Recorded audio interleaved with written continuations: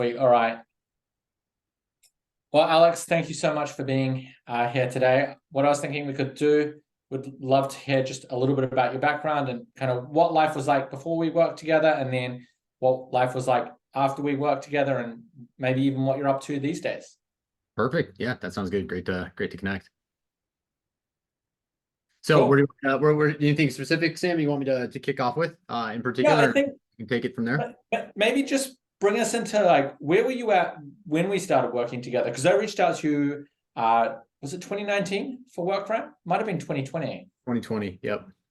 Yeah. So at the time, yeah, I had been working for a series of different technology startups over the course of my career. And at the time you and I got in touch, I was working at a small consulting company, doing technology consulting, and had kind of hit this inflection point that I was ready to get back into, the SaaS side of the business and getting back into sales on that side of the house. So after being out of the market for almost 4 years at that point, we had started talking about some different options, different customers you were working with, and just where we thought there could be potentially be a good fit.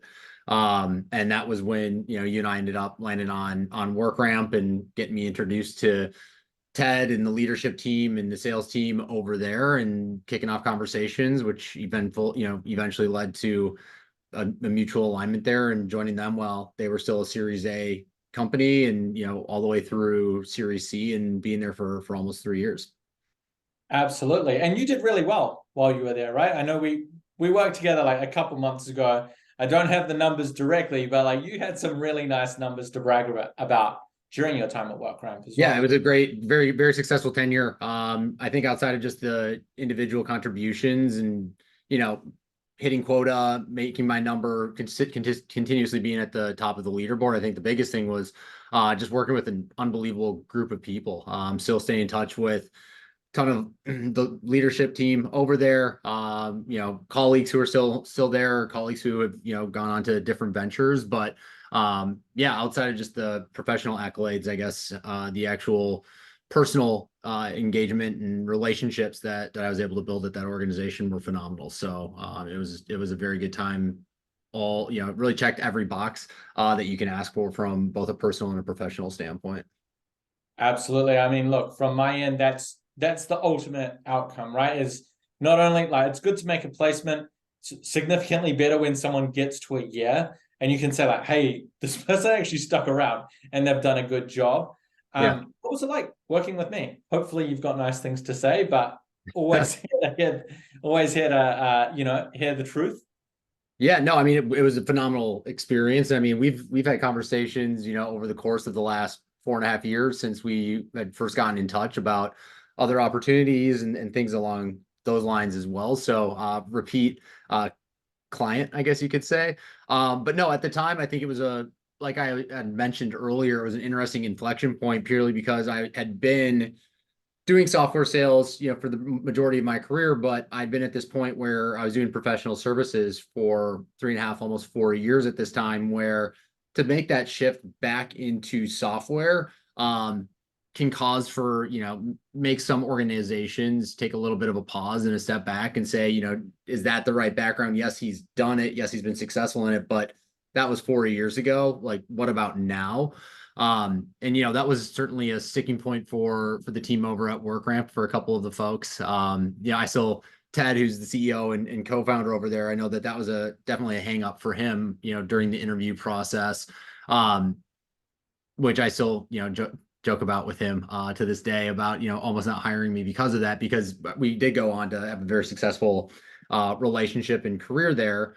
But going back to the point on, working with you, Sam, is I think you did some coaching on the back end too, and were able to really help open the door to still give me an at bat. Like, hey, no, I think this guy can actually execute. I think he does meet the majority of the criteria that you're looking for with this sales hire, where I think your relationship with WorkRamp as the client was a big contributor as to like why I was allowed to continue in the process, even based on some of those reservations. So, I certainly have, a lot of appreciation and gratitude towards you for being able to move that needle at the onset before, I was able to actually prove out my capabilities and skill set throughout the interview process, and obviously once I was in seat. I mean, the thing that I remember thinking, like the service that you were selling was like outsourced IT development, right? It's like, I just remember thinking like, this is so much harder than selling SaaS. So like, Yeah, if you can do well, and you did so well at that as well, it's like, this is a no-brainer. Like, you're already playing on hard mode. Like, we'll put you into a company with a great product, and things should be a bit easier, if that's possible. So. totally. Yeah, but right, and right, it's nice having that coaching for you to kind of work with the client. Whereas, like, if I were to have gone to them directly as just another candidate in the talent pool, right, putting my name in the hat to interview over there, it could very easily been ruled out because they didn't have the additional coaching coming from somebody like yourself on the back end to at least have that at bat and give me the chance, right? I know there's only one AE position that they were looking to fill, and they had several candidates applying and that they were interviewing for it. So it was a very competitive position to be getting filled. So I would have had no fault of them ruling me out, but obviously very thankful they didn't. And I think you were a big contributor as to why that was the case. Well, if we look at the results, kind of, in retrospective, I think it was a good move on their end as well. Yeah, I like that. I mean, I think it was mutually beneficial for everybody for sure. Absolutely. Any final thoughts? Anything else you want to add there? No, I mean that was a huge contributor, and I mean I love the fact that we've been able to stay in touch over the last 4.5 years now and talk about just random customers you're working with, what as a candidate, what I would be asking, things that they need to get buttoned up on, right? Especially staying focused in the startup environment in the world.